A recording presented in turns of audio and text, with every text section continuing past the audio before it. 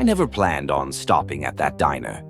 I'd been on the road for 10 hours straight, crossing state lines with everything I owned packed into the back seat of my car, a faded silver Ford Taurus that rattled whenever I hit 65. I was moving to a new job, a new city, a new start. The kind of drive where you tell yourself, just a few more hours, then I'll rest. But fatigue has a way of making decisions for you. Around midnight, my eyes burned from the road. My head throbbed from the monotony of headlights and asphalt. That's when I saw it. A neon sign buzzing on the side of the highway, flickering like it couldn't decide if it wanted to live or die. Diner, it read in cracked red letters. The N half burned out. The parking lot was nearly empty. Just one old pickup truck parked crooked near the entrance. Everything about the place screamed cheap coffee, greasy food, 15 minutes to stretch your legs. I pulled in. The bell above the door jingled when I stepped inside, but the sound felt muffled, like it had to fight through heavy air. The place was spotless, too spotless. Chrome stools, checkered tiles, red vinyl booths. It looked like a postcard from the 1950s, but polished within an inch of its life. The first thing I noticed wasn't the decor, though. It was the people. A man in a flannel jacket sat at the counter, staring at the wall. A woman in a polka dot dress stirred a cup of coffee without ever lifting it to her lips. A teenager in headphones tapped a finger against the table, but the song in his ears must have been endless because he never changed rhythm, and none of them blinked. Not once. I froze. Then someone was suddenly at my side. "What'll it be?" The waitress. She had the kind of uniform you'd expect. White blouse, light blue apron, hair tied back neatly. Her lipstick was perfect, too perfect. And her eyes were flat, like glass marbles set into a mannequin. I remembered something I'd once read online. A strange forum buried deep in the web, people posting about objects, places on the road where the world didn't work the way it should. The stories had rules, ridiculous rules, the kind you'd laugh at if you weren't standing right there with a waitress who never blinked. Object 41, the highway diner. The rules came rushing back. Blend in. Order something, but never the special of the day.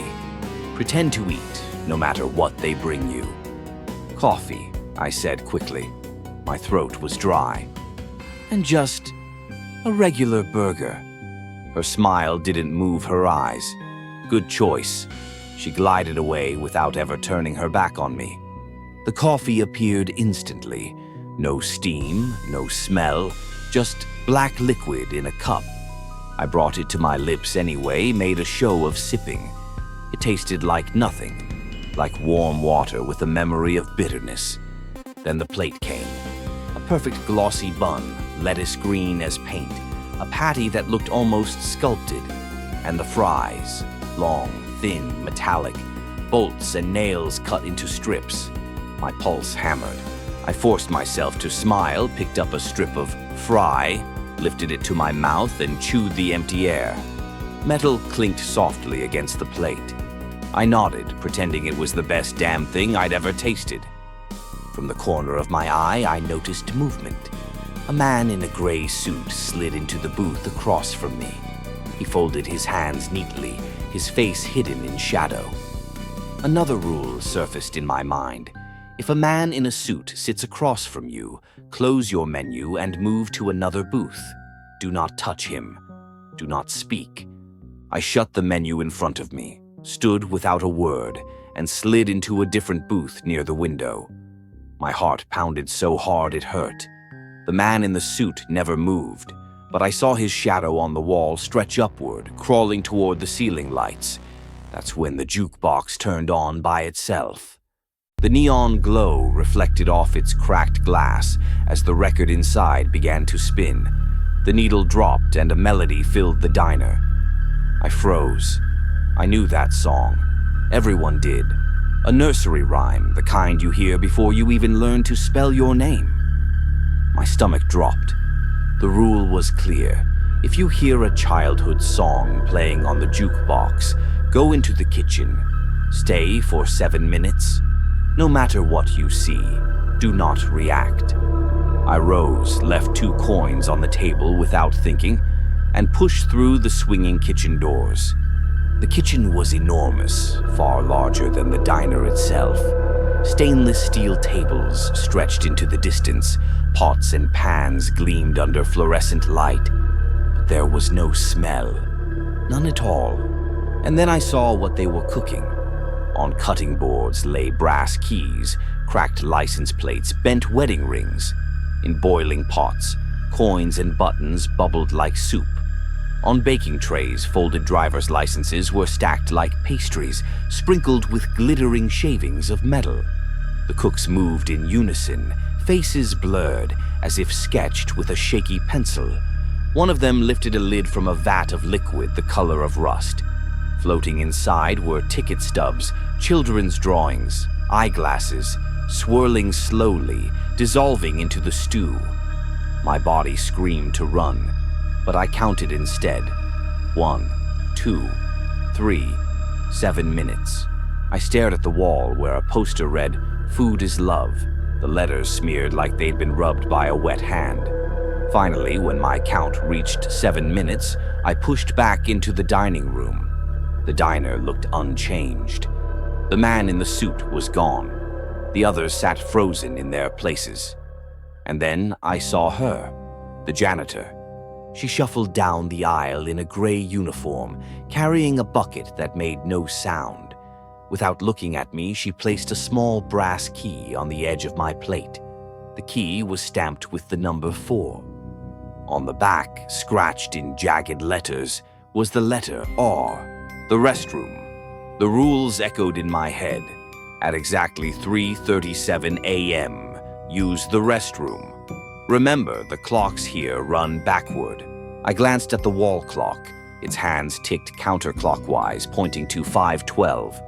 My phone said 3:38. My watch said something else entirely. I realized time here wasn't numbers, it was rhythm. I stood, pocketed the key, and walked toward the hallway. The corridor stretched impossibly long, lined with framed photographs. At first, they were strangers, smiling truckers, families with kids, young couples. Then I saw myself, sitting at the booth, holding the menu, eyes wide.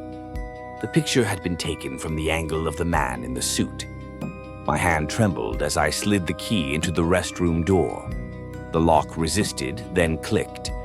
Behind me, someone cleared their throat politely. I turned. A young man stood there, friendly face, nervous smile. His eyes looked human. He blinked. "Hey, man," he said. "You too? Looking for a way out? Need help with the lock?" His hand reached toward mine, and for a split second I saw his fingers stretch too far, bending like rubber. His left eyelid fluttered twice while the right didn't move at all. I yanked my hand back. "No thanks." His smile slid sideways on his face like wet paint. He tapped his nails against the wall, rapid, insect-like. I shoved the key into the lock and slipped inside, slamming the door. The restroom was spotless. Too spotless. The mirror showed an empty room instead of my reflection. The walls hummed like they were alive. Then the scratching began. Nails against the door, slow at first, then frantic. A voice whispered my name in a dozen tones. Some I recognized, some I didn't. I pressed my back to the wall, shut my eyes, and didn't answer. I thought I would break apart from the pounding, but eventually it stopped. Silence returned. When I opened the door, I wasn't in the restroom anymore. I was in a storage closet, shelves stacked with boxes labeled sugar, salt, silver. On a dusty shelf sat a pile of coins, buttons, and rings. Right on top was a keychain with a motel logo, the kind they don't make anymore. It was mine. From a trip years ago, one I'd lost. I left coins and a button on the shelf like the rules demanded and pushed through another door. This time, when I stepped outside, the cold night air hit me like a wave. I was back in the parking lot. The neon sign flickered overhead. My Ford Taurus sat waiting, silent and ordinary. I didn't look back. I didn't want to see if the windows showed a diner, or just painted concrete. I got in the car, turned the key, and drove until the sky turned pale. At the next gas station, I bought a real cup of coffee. Bitter, burnt, the best thing I'd ever tasted. I keep the brass key in my pocket now. Sometimes at night, I hear a jukebox start to play when no one touches it. If you're ever driving down an empty highway and you see a neon diner glowing in the dark, do yourself a favor. Keep driving, because once you walk inside, it's already too late.